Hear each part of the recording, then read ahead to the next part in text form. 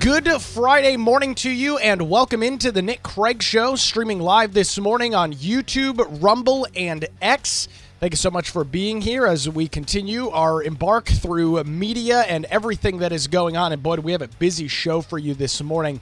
So much going on, both state and nationally. Donald Trump is set to be in the state coming up in just a couple of hours this morning. We'll talk about that in relation to everything in the news today. Want to remind you that if you want to keep up to date with the podcast 24/7, check out the show in your favorite podcast app. Just search for The Nick Craig Show or visit nickcraig.com. You can listen on your computer there as well. You can, again, stream the show 24/7 over at nickcraig.com or The Nick Craig Show in your favorite podcast app. Let's jump into the big national news this morning that's got a huge North Carolina connection. This coming out yesterday afternoon as Donald Trump signed a memorandum at the Oval Office in which he is asking his Department of the Interior Secretary to find a path for full federal recognition for the Lumbee Tribe. This again happening yesterday afternoon. The memorandum requires the Secretary of the Interior to have a plan on Trump's desk within 90 days or so to assist the Lumbee Tribe in obtaining that full federal recognition. Now, why is this significant? Not only has the Lumbee Tribe been seeking federal recognition for decades at this point, but it would give them access to services like federal health care through the Indian Health Service, and it would also make the Lumbee Tribe eligible for federal programs that support housing, education, and economic development.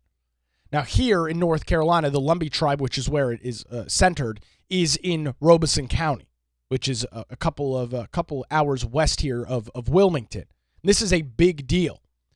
Now, promises made, promises kept. That's always been kind of one of the criticisms of Trump, is that he doesn't always follow through on all of his promises. But in this case, back in September of last year, he was in Wilmington, one of his rallies he did at the Wilmington International Airport, and he promised recognition if he were to win in November. He said at the time, quote, "Today, I'm officially announcing that if I'm elected in November, I will sign legislation granting the Great Lumbee Tribe federal recognition that it deserves." So he said he was going to do that. And at least as of this morning, what we learned yesterday out of the White House is that, well, the president seems to be following suit with that and saying, yes, that is exactly what I'm going to do. I'm going to, or I've now directed my Secretary of the Interior to work through this process and get them full federal recognition. Now, it's important to note that the federal recognition here, or what the president is asking for, is he's looking for the Secretary of the Interior to find a path for recognition through either A, an act of Congress, B, judicial action, or C, procedures for federal acknowledgement of Indian tribes. Now, the most likely one here is Congress, because as the story reads over at CarolinaJournal.com, Representative David Rouser, who represents us here in the 7th Congressional District down in Wilmington, he has already introduced House Resolution 474 in the 119th Congress. So that's the current Congress that was sworn in shortly after the new year. And H.R. 474 is the Lumbee Fairness Act. Now, I think it's 11 of the 16 members of Congress that we have in North Carolina. They have co-sponsored this legislation. Congressman Rouser was the primary sponsor, but almost the entire North Carolina delegation has co-sponsored and signed on to that. So that's the process there. Now, this is what Trump had to say yesterday when he was in the Oval Office. He was handed this memorandum by Stephen Miller, and this is what the president had to say. Next, sir, we have a presidential memorandum encouraging departments and agencies in your government, including the Department of the Interior, to promote federal recognition of the Lumbee Tribe of North Carolina. I love the Lumbee Tribe. So this is their first big step, right? This would be a huge step for them, sir. Yeah, they were with me all the way. They were great. North Carolina, Lumbee Tribe.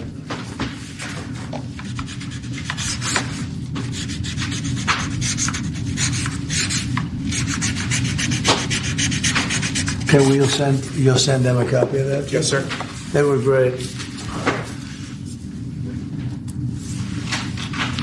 Hey? And if you'd like, I could get them that pen, sir, as well. Yeah, let's do that.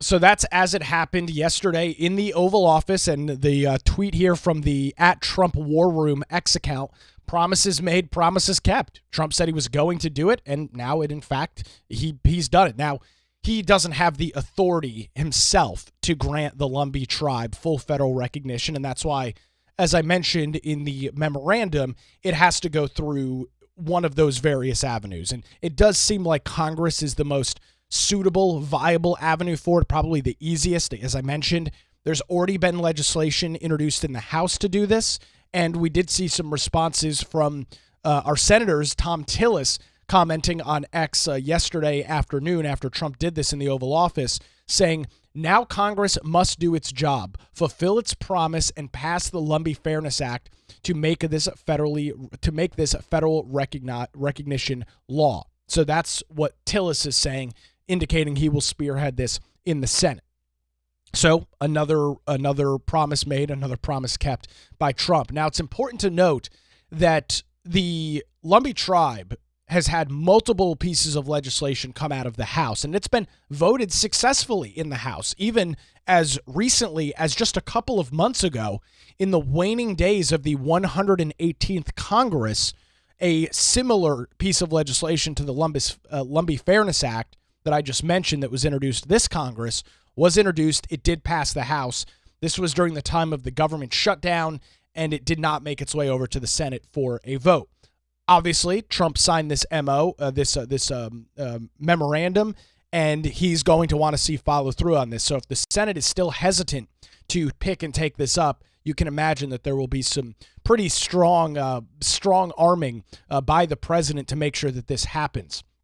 Now, Representative Jared Lowry, who represents Robeson County in the North Carolina House, he is a member of the Lumbee Tribe, and he told Carolina Journal last night, quote, "I'm thankful for President Trump continuing to keep his promise to bring justice to the Lumbee people."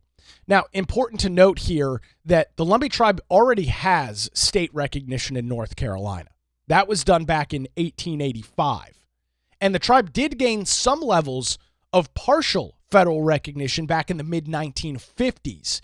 However, the partial federal recognition does not open up and does not allow them access to really the main things that the reason that the Lumbee Tribe is pushing so hard for this federal recognition, which is healthcare through the Indian health system and some of these economic opportunities that you see other federally recognized tribes get. So how exactly this plays out over the next couple of I guess weeks and months, 3 months, 90 days from yesterday, is when Trump has asked for this to have for the secretary to have something on his desk, some sort of plan or path forward. Not exactly sure. Seems like Congress is the best route as of right now. So that is some huge news. This has been a very long time coming here in portions of southeastern North Carolina. And obviously they've been fighting for this for, again, quite some time. So we'll track and keep an eye on this and see how Trump gets involved if the Senate is unwilling to move this legislation at a pace in which he is happy with and wants to do. So that is a huge story that we're tracking this morning, and that headline's over at carolinajournal.com. With that, Trump signed more executive orders yesterday in the Oval Office, had kind of another impromptu press conference. It is safe to say now, Trump was sworn in, took his oath of office at 12:01 p.m. on Monday. He has already spoken more with the media. And when I say speak to the media, not these set up, pre-staged, pre-planned interviews like you saw with the previous administration. I'm talking about actually having conversations with the media, a back and forth. You ask a question, I give you an answer. You ask a follow-up, I may or may not respond. Trump has done more of that in the last 3 days. Today's Friday. Friday really hasn't even begun yet, really, for the president. He is not meeting with the media or anything like that yet. In the last 3 days, he has done more in terms of conversations back and forth with the press than Joe Biden did in 4 years in the Oval Office. So anybody that yells and screams about transparency and Trump is a dictator and doesn't do this, that, and the other, he's spoken more with the media. He has given his opinion and expressed his thoughts on things more articulately in 3 days than Joe Biden did in 4 years in the same position. And it's great. We should be able to hear from our president. He should not be sitting in a basement hidden away from the media, where the American people for periods of time have no idea if he's even dead or alive because you haven't heard anything from him in 2+ weeks. And now today, Trump's going to be in North Carolina a little bit later on today, and then he's going to be out in California, in which he'll be probably asked and answer questions on his way to the helicopter from the White House. He'll be asked questions here in North Carolina, which he'll answer. He'll answer questions in he'll get asked and answer questions in Los Angeles, and then he'll probably get some more questions shouted back at him if he makes his way back to the White House tonight. There are 4 different opportunities today, just minimum 4, in which Trump will get lobbed questions by the media and will have the opportunity to respond. And he does respond. That is something that Trump has brought, and he did it in his first term too. It's not anything new in this second administration. But he has done and brought more openness and transparency to the Oval Office than any president in modern history. Now, looking at the schedule for today, as we look at Trump's schedule, I'm just trying to make sure that I'm getting this correct here. He is set to leave the Oval. Well, maybe not. It looks like he's set to leave around noon today. Leave the White House, make his way to North Carolina. Not sure how exactly long he'll be here, and then he'll make his way over to California. So not exactly sure how that's going to go down, but we'll keep an eye on that today. Make sure you follow me over on my X account. It's at Nicholas M. Craig. I'll be posting any audio, video content that we get from the president as he makes his way here to North Carolina. And, of course, we'll talk about that coming up Monday morning right here on the Nick Craig Show. So back to the executive orders. Yesterday, Trump did this in the Oval Office. The headline over at the Post Millennial. Trump signs EO to declassify JFK, RFK, and MLK files. So after about 61 years, the files on the assassination of John F. Kennedy were declassified by President Donald Trump. He told reporters, quote, "Everything will be revealed. The files on the assassination of Martin Luther King Jr. and Robert F. Kennedy will also be released." This is what he had to say in the White House yesterday when this went on. Sir, we have an executive order ordering the declassification of files relating to the assassinations of President John F. Kennedy, Senator Robert F. Kennedy, and Reverend Dr. Martin Luther King Jr. That's a big one, huh? A lot of people are waiting for this for years, for decades.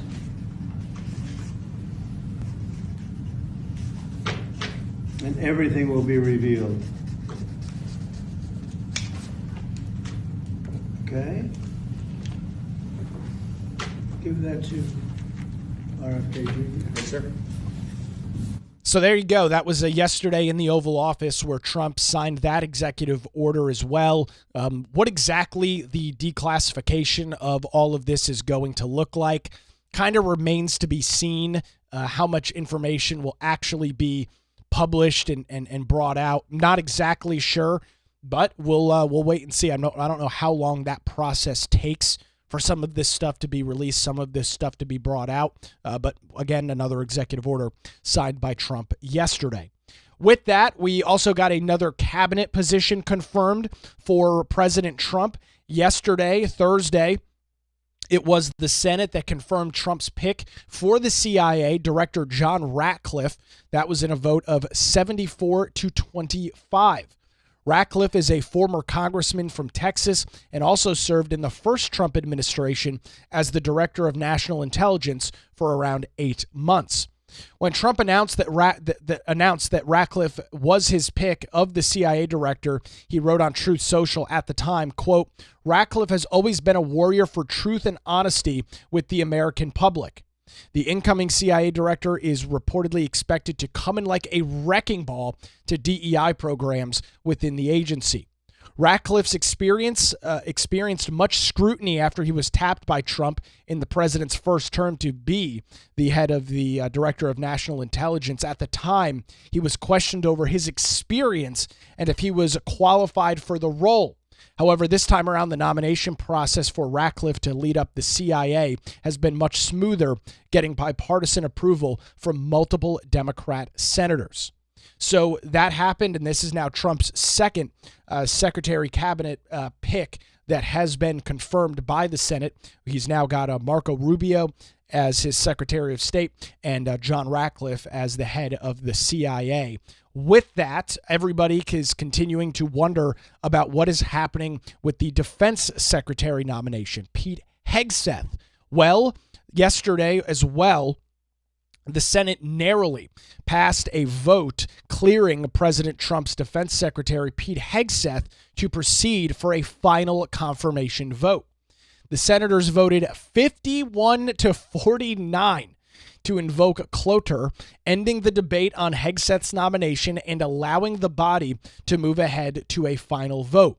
The nomination, as you are well aware, having followed this, has faced severe opposition from senators questioning his views on a variety of issues. You know, I had the opportunity to watch Hegseth's hearing that took place, I guess it was it last Monday, I guess, or last Tuesday, early last week. And it was disgusting what we saw from predominantly the Democrat senators on that committee. They used their positions of power, of which are not absolute, I'll note. But of course, they are elected to those positions. They are supposed to be representing the people in which they were elected by. We watched them bring up ridiculous, stupid, nonsensical arguments against Hegseth, demagogued him, very similar to what we saw with Brett Kavanaugh. And I shouldn't say to the surprise, but Hegseth did a phenomenal job dealing with it. He did not cower down to the pressure. He did not allow the Democrats with their ridiculous lines of questioning throw him off his game. He sat there with a straight face, answered the questions, did not play in to the liberal narrative that he's an alcoholic, he's a woman beater, he doesn't think women should be in the military, all of the things that the Democrats threw out at him. He didn't play into it. However, this is going to be a very, very tight vote because we learned yesterday that Lisa Murkowski, as well as Susan Collins, Murkowski from Alaska, Collins from Maine, both Republicans, throw that in air quotes for you, both Republicans broke rank with their fellow Republicans and urged against advancing Hegseth's nomination.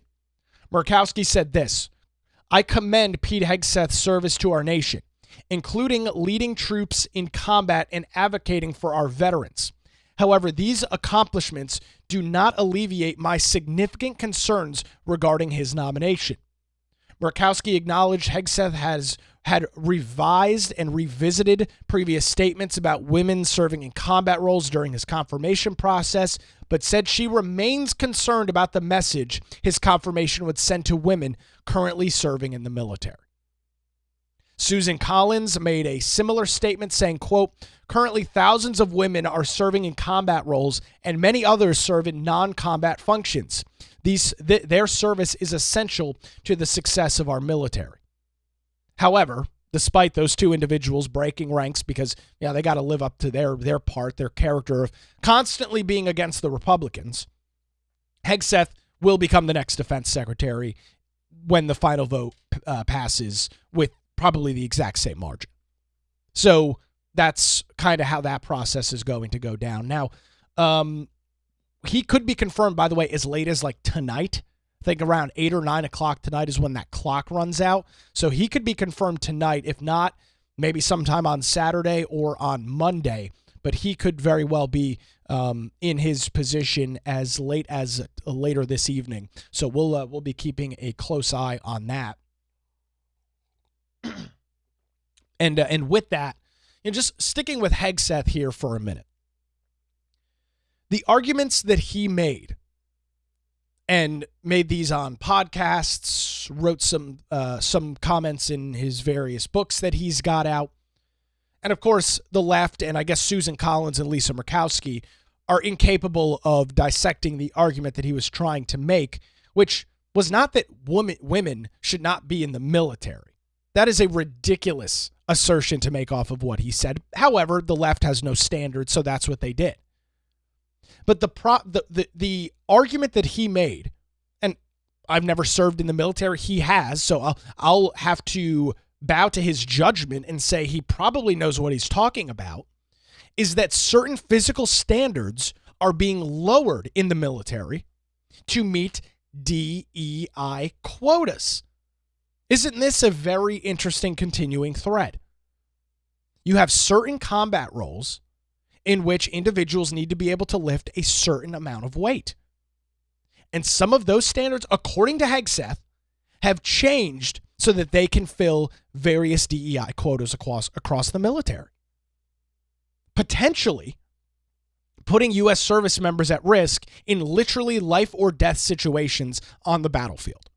From what I read, from what I listened to, and what I saw, that was the argument that Hegseth was making, which is right on brand with the rest of this disastrous DEI idea that is brought forward by the left. This is all that they do. So does that sound unrealistic, that it's not a good thing to change certain physical requirements and standards when you're talking literally life or death? That's what Hegseth is referring to. That's what he said in his Senate testimony. That is what I'm referring to. That is what I'm talking about. But for Lisa Murkowski and Susan Collins, the moral, principled conservatives that they are, stalwarts of the Republican Party, they, of course, are falling exactly in line with Democrats because realistically, they both are Democrats. And it's high time that those two are primaried out of their positions. And by the way, thank God the Republicans overperformed in the November election in the Senate, picking up multiple seats that they weren't expected to, including the Pennsylvania Senate seat with David McCormick. Because if not, Murkowski and Collins would have just spearheaded Hegseth's nomination. Anybody that tells you elections don't have consequences, voting's not that important, this is the result of voting. Very narrow margins in multiple Senate races, tipping the scales in the favor of Republicans by a larger margin than expected, is essentially going to confirm Trump's entire cabinet. So that is what we are tracking this morning with Pete Hegseth. Again, could be confirmed as late as tonight. Not exactly sure how that is going to happen.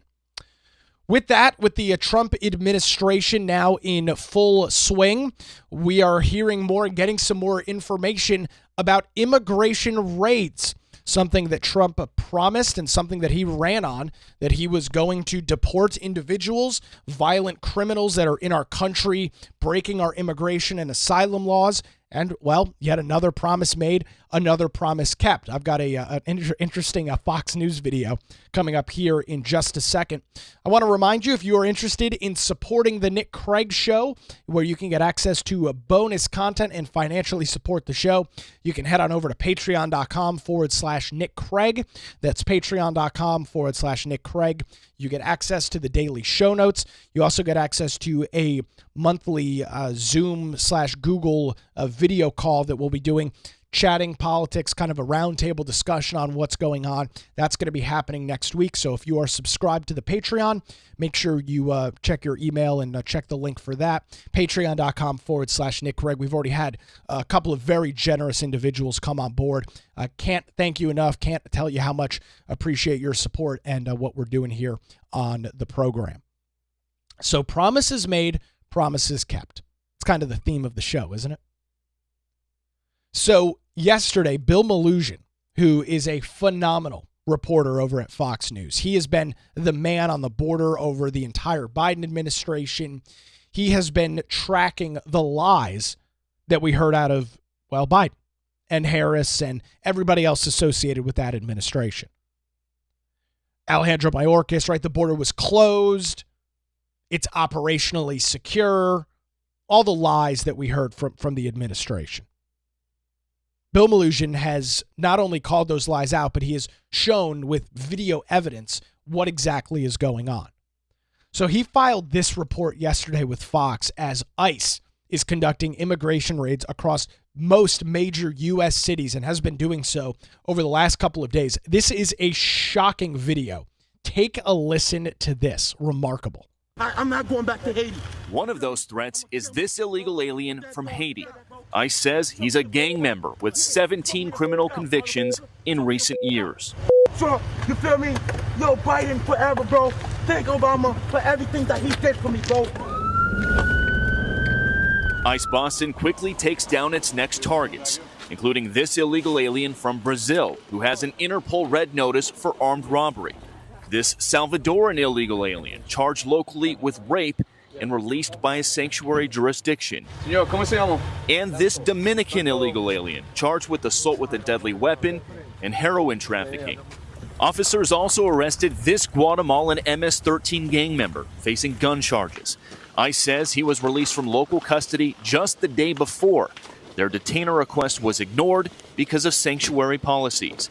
And in a sign of shifting priorities with the new Trump administration, this man, who was in the same apartment as the target, was also arrested after ICE determined he's also in the U.S. illegally. This is what ICE calls collateral. Wow. Wow, wow, wow, wow, wow. Promises made, promises kept. That individual was one of the individuals literally arrested the day before, released because of sanctuary cities. How great those things are, right? Where you can have swaths of illegal immigrants that are violent. That's what we're talking about here. Violent gang members swarming the streets of U.S. cities. And because of wacko leftist liberal policies of sanctuary protection, these individuals are allowed to roam the streets and commit violence. And within just days of being in the Oval Office, Trump is already going out there, and Tom Homan is already out there and going forward with these raids and getting these individuals out of the country, which is exactly what needs to happen. We're not talking about people legally coming to the United States of America looking for a better life. We are talking about established criminals, violent criminals that have broken our immigration laws. And due to Democrats sheltering these individuals, they continue to wreak havoc and hell on streets across our nation. Commit heinous acts like murdering individuals like Lake and Riley. The White House put this out 11 minutes ago on their X account. Let me pull this up real quick. The White House on X put this out 11 minutes ago. Just as he promised, President Trump is sending a strong message to the world. Those who enter the United States illegally will face serious consequences. There's a graphic attached with individuals in handcuffs being loaded onto some sort of military aircraft that says deportation flights have begun, promises made, promises kept. Amen to that. There is no place for this kind of lawlessness in our country. There is no place for these violent, dangerous individuals to live in our society. And this is something that is going to be very politically, I say unpopular because the media, left-wing media, the same ones that are in favor of sanctuary cities and sanctuary states, those same individuals are going to find unique cases of individuals getting deported or having them separated from their families, whatever the case may be. They're going to find very specific clips and interviews that tear at your heartstrings, that make you feel that to try and gain sympathy for these individuals. That's what they're going to do. So when I say this is going to be politically unpopular, this is the right thing. This is what needs to be done. However, there is going to be an entourage of backlash against it. You already saw it. We talked about it earlier this week, where you had the video of the individual crying at the U.S.-Mexico border because the CBP One app was shut down an hour before her appointment, wailing over the fact that she was going to be unable to submit her asylum request. Let's look at why we are in the situation that we are in. It is for one reason and one reason only. Democrats have allowed our immigration system to get completely taken advantage of. They have allowed our laws and our rule of law and order to be completely admonished in favor of packing the country with illegal immigrants. Millions over the Biden administration. Many of them, not all, many of them, violent, dangerous criminals. And others that do not have legitimate asylum requests, passing through multiple countries that have various asylum laws to get to the U.S.-Mexico border. Why? Because Biden was waving them in with a green flag, giving them federal benefits, health care, housing, food vouchers. Meanwhile, you and I are getting screwed by interest rates in Biden's economy. Why the hell would you not want to come to the United States if you're going to be put up in a 5-star hotel, the Ritz-Carlton in Midtown Manhattan? Given food vouchers, given access to health care. Why would you not want to be in the United States?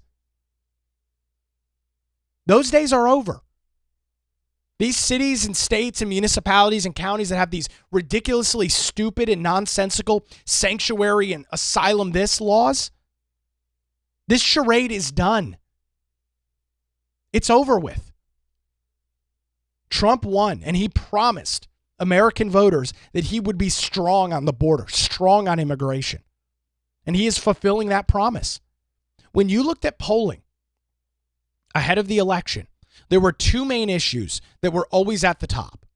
Now, each poll asked the question and had different responses, but there were two main issues at the top. It was the economy, which could have been jobs or inflation, but the economy, and the second was crime and immigration. Those were the two main issues that drove American voters to the ballot box in November of last year. And what did those voters do when they arrived? They very clearly casted their vote for Trump and Vance. That's why he won 7 of 7 swing states. It's the reason why he won the popular vote. Democrats buried their head in the sand on immigration, buried their head in the sand on crime, tried shoving it under the rug and hoping that it would just magically disappear, when the reality was it was a major issue for the American people. And now we're seeing what an administration is capable of doing, holding criminals accountable. How is that controversial?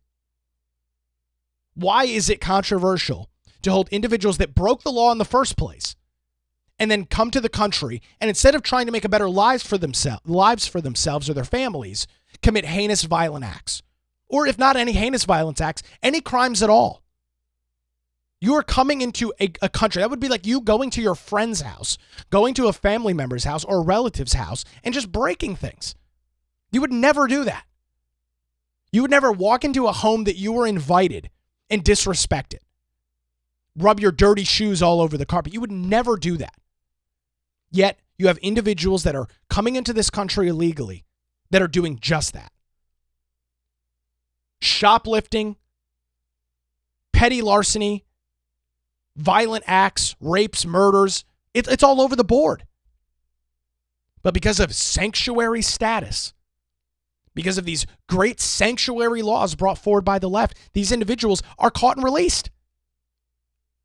You've just heard in Bill Melugion's report, one of the individuals was arrested the day before, but because the city doesn't agree with and doesn't stand with ICE detainers, the criminal was released, only to then be later rounded up by ICE. Good stuff. This is what has to happen. We have to have borders. You literally cannot have a country if you don't have borders. Plain and simple. So great stuff there. I'll throw that link. It's up on my X account, but we'll throw the link over in the show notes at patreon.com/Nick Craig. Don't forget to follow the show on Rumble. We stream live there weekday mornings alongside YouTube and X at 7 a.m. Eastern. It's rumble.com/The Nick Craig Show, or you can head on over to nickcraig.com, and there is a banner there in which you can view the link to the live show on all the various platforms that we're talking about. nickcraig.com, and you can click on the Watch Live tab and see those details, that information right there on the website. We're going to grab a quick break. On the other side, an article over at the New York Times this morning, When Your Son Goes MAGA. We'll have those details coming up after this. You're listening to The Nick Craig Show, streaming live this morning on YouTube, Rumble, and X.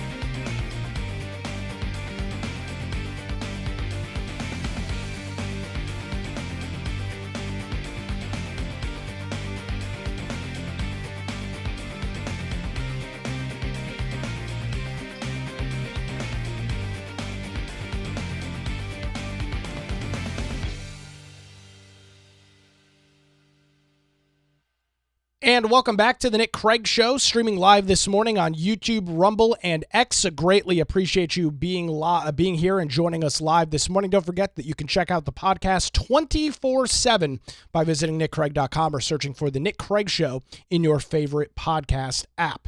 So, story over at the New York Times this morning. When your son goes MAGA. Pretty scary proposition. The article's written by Kaylee Halterman, and it recaps a couple of families that are having some major issues because their young children, specifically their young sons, voted for Trump.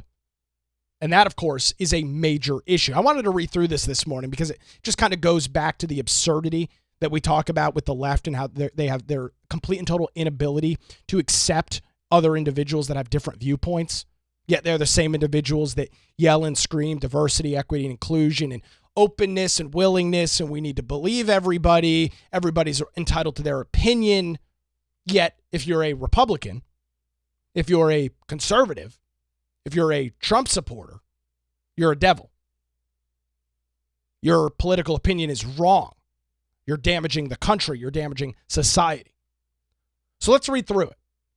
It's easy for Alex Baer to gush about her son Eli, whom she describes as a generous and thoughtful college junior who had a serious skateboarding phase. It's much harder for her to talk about his politics, however. Miss Baer, who's 59, is a Democrat in Portland, Oregon. Surprise, surprise. Who enthusiastically voted for Vice President Kamala Harris in the November election. She and her ex-husband were appalled that Eli, who's 20 years old, decided to cast his first vote in the presidential election this fall for Donald Trump. Uh-oh. When Eli brought a Make America Great Again hat home from college this summer, Miss Baer threw it in the corner of his bedroom. They argued about guns, immigration, and abortion, struggling to do so without permanently damaging their relationship. Miss Baer wrote in a moment of frustration during a text message exchange with her son, "Facts don't matter to you. Love you. Have a good day." That's very encouraging from a mother. A few months removed from Mr. Trump's victory, the two have arrived at an impasse. Miss Baer worries her son is being swayed by conservative opinions fed to him on YouTube and Instagram. Ooh. YouTube and Instagram. It's probably a good time for me to tell you that you can subscribe to The Nick Craig Show on YouTube, youtube.com/at The Nick Craig Show. You can also just search for it and view the link at nickcraig.com. So, you've got this situation unfolding in which Eli, who's 20 years old, has been radicalized by YouTube and Instagram.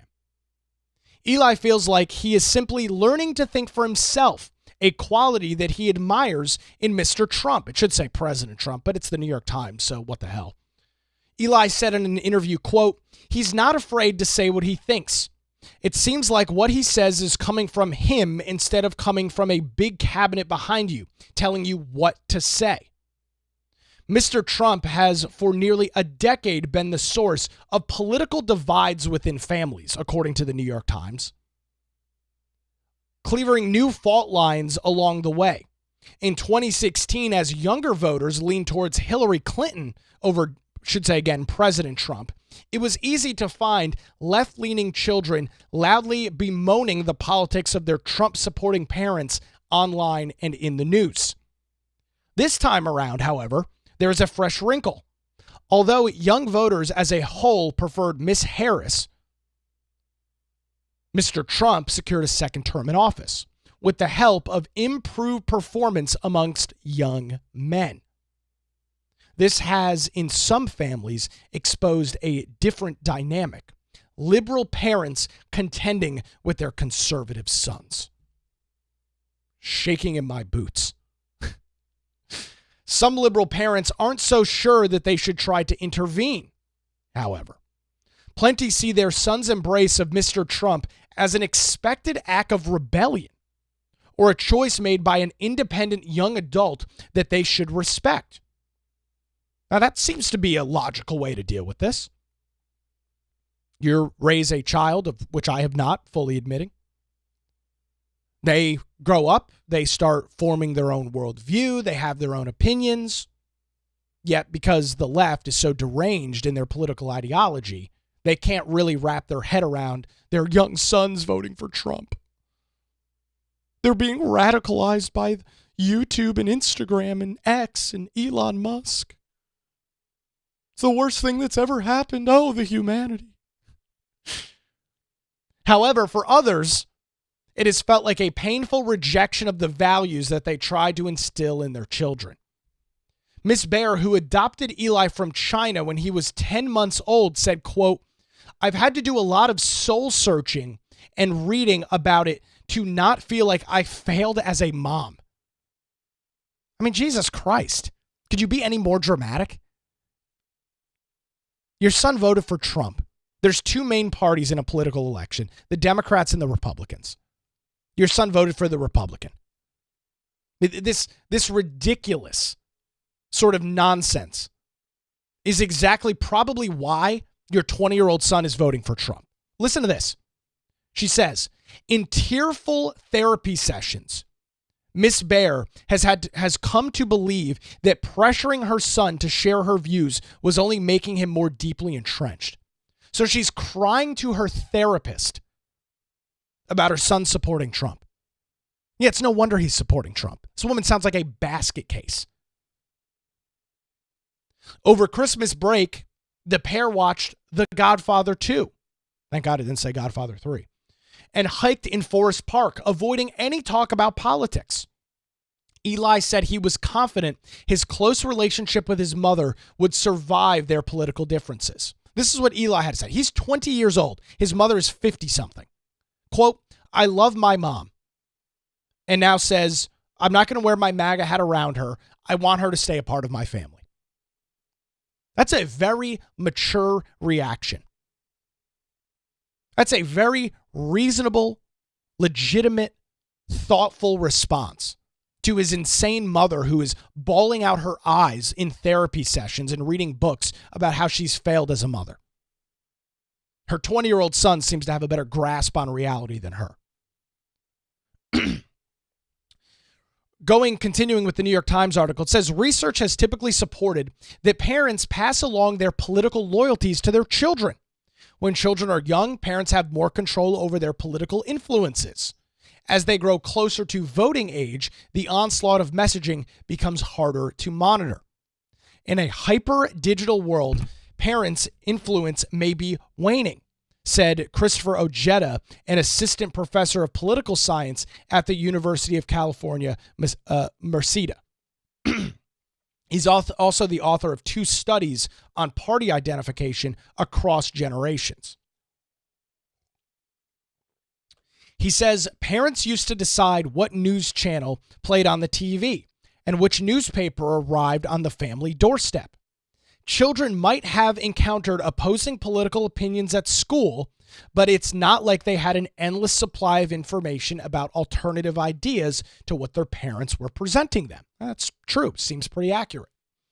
Today, though, according to the New York Times, social media has given young people access to a world of information about politics far beyond their parents' visibility or control, much of it targeted towards young men. In the months leading up to the election, the Trump campaign conducted a full court press to appeal to this demographic, aligning Mr. Trump with a constellation of podcast hosts and YouTubers who put out irreverent entertainment while validating young men's frustrations with the status quo. This move seems to have been broadly effective. While support for Mr. Trump was strongest among young white men, he also made inroads among young Black and Latino voters. So it turns out,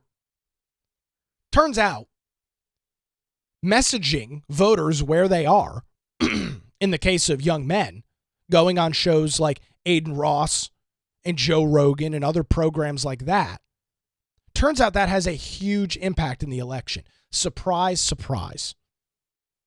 Now, let me remind you, the vice president in Kamala Harris, or now I should say former vice president, had the opportunity to appear on these exact same programs.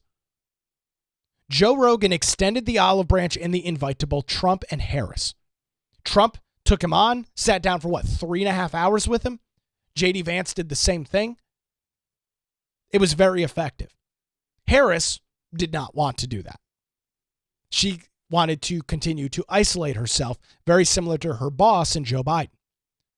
So she asked Joe Rogan to fly to, was it Pennsylvania or something like that, Philadelphia, set up a studio to do a maximum 1-hour podcast. Joe Rogan said, to hell with that. You can fly to Austin, Texas, where my studios are, like Trump and Vance did, and do the show. And it's not going to be an hour. It's going to be 3 hours because that's how long my podcast is. Her team said, nope, we're not going to do that. And to the surprise of nobody, that was a huge flaw. That was a major political miscalculation by the Harris team. One that I'll say I'm in favor of. I'm glad they miscalculated that so substantially. But they chose to do that. Or in the case, it's probably more accurate to say they chose not to do that. They chose to shy away from shows like Joe Rogan, like Aiden Ross. And the end result was Trump was able to capture those audiences.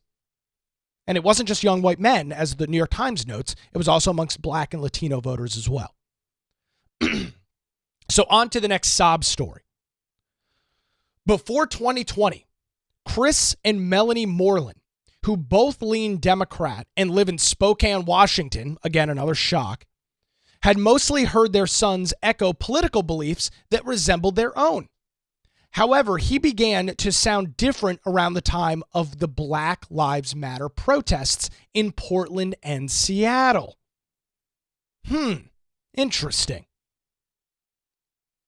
Miss Moreland said, which he told her had gotten too out of control, he began listening to YouTube channels like Better Bachelor, which disparages feminism as well as diversity, equity, and inclusion, and its hosts also cheer on Mr. Trump.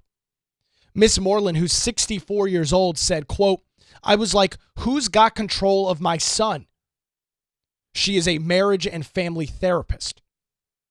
Miss Moreland says her son, who is now 24 years old and voted for Trump in the 2024 election, seems to have been drawn into an online sphere that affirms his fears and vulnerabilities as he was aging into his masculinity.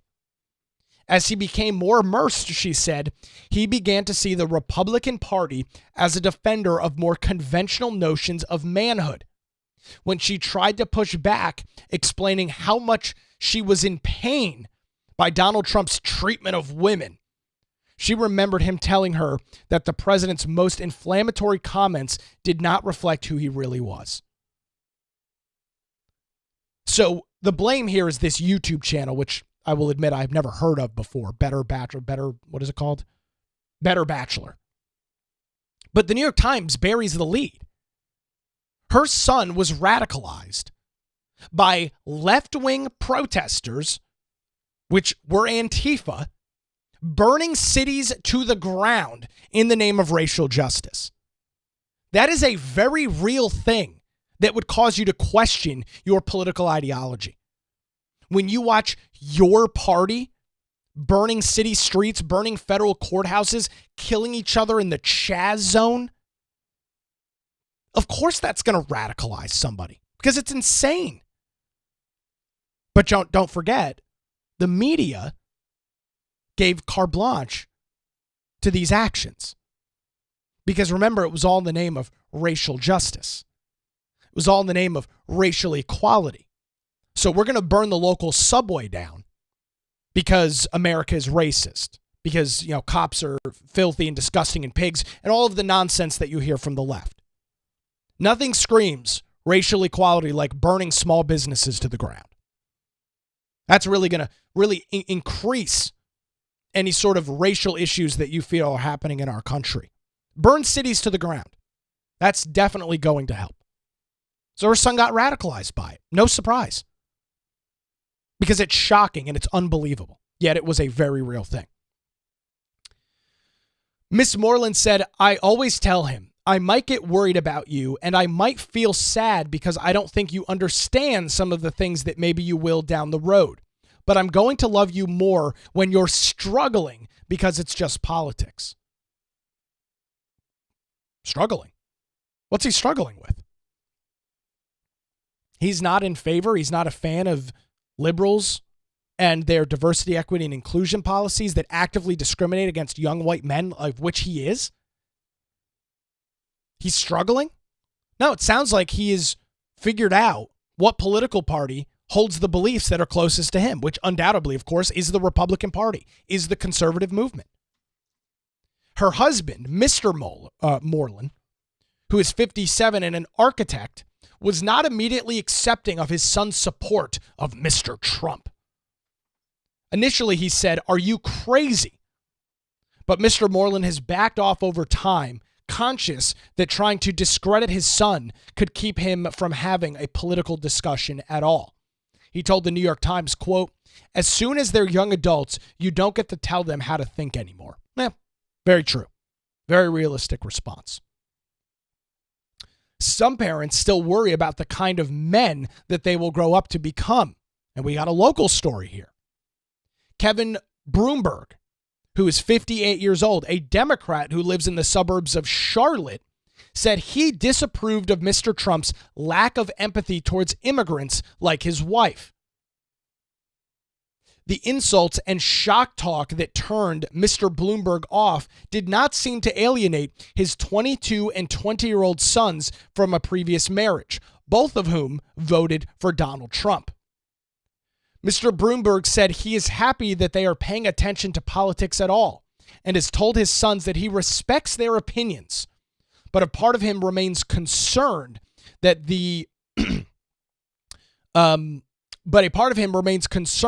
of the callousness he sees in Mr. Trump and the Republican Party will find a way into his children. He told the New York Times, "Look, I'm not worried about my kids becoming educated on these issues. What I don't want is for my kids to become these cruel people." So Trump and the Republicans are cruel because we're not okay with MS-13 and the Sinaloa drug cartel having cells throughout the United States. That makes Trump and the Republicans cruel? I don't think so. Again, it's the realistic, reasonable response to issues like illegal immigration that are, quote unquote, radicalizing these young men. Parents who have been warned against hovering like helicopters seem to understand that micromanaging their children's party affiliation is probably not setting them up for independent lives. Still, they don't necessarily consider that the children they taught to think for themselves might someday vote differently than they did. That goes for parents in both parties.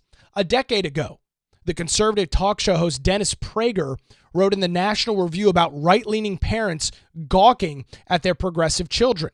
He said at the time, "As a father of two sons, I readily admit that if they became leftists, while I would of course always love them, I would be deeply saddened." He wrote before concluding that young people were internalizing left-leaning values from radical universities, which we know is absolutely the case. That's where the indoctrination is taking place.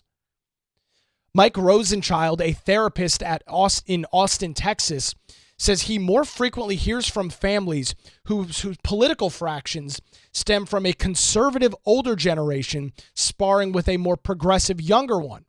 And by the time they reach his office, it is usually the case that nobody feels heard and everybody feels invalidated.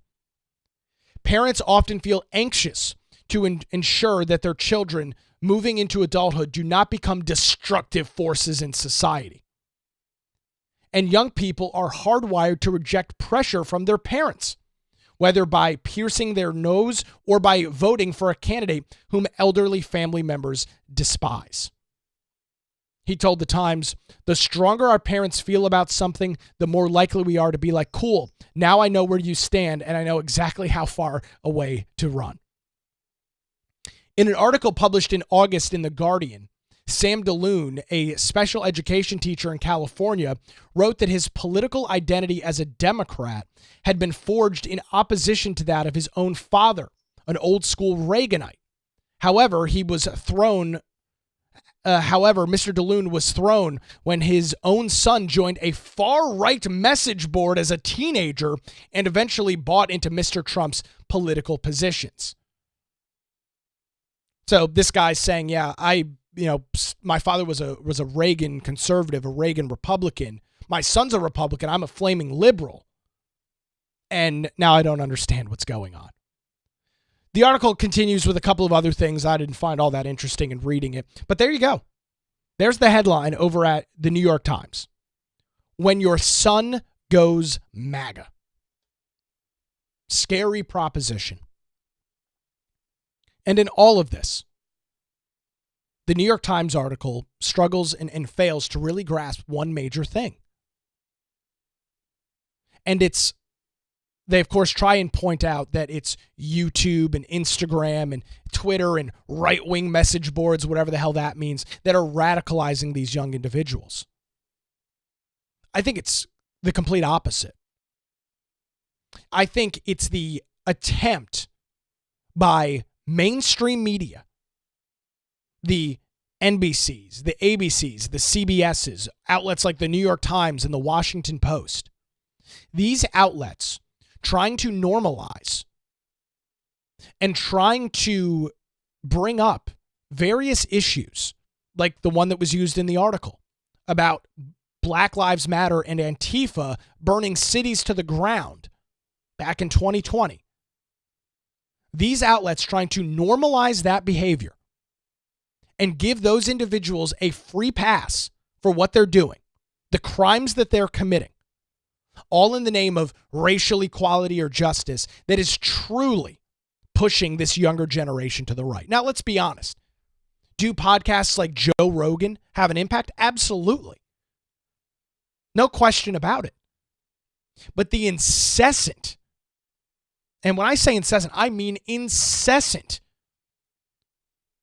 carrying of water of Democrats by the mainstream media has, I believe, single-handedly had the biggest effect on this younger generation swaying more to the right. There's no question about it. You turn on CNN back in 2020, and you see a guy standing in front of a 5-alarm fire behind him.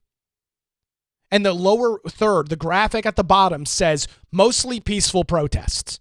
That right there is all that you need to see as a 15, 16, 17-year-old to go, what the hell are these people talking about? Anything that these people say is wrong, is a lie.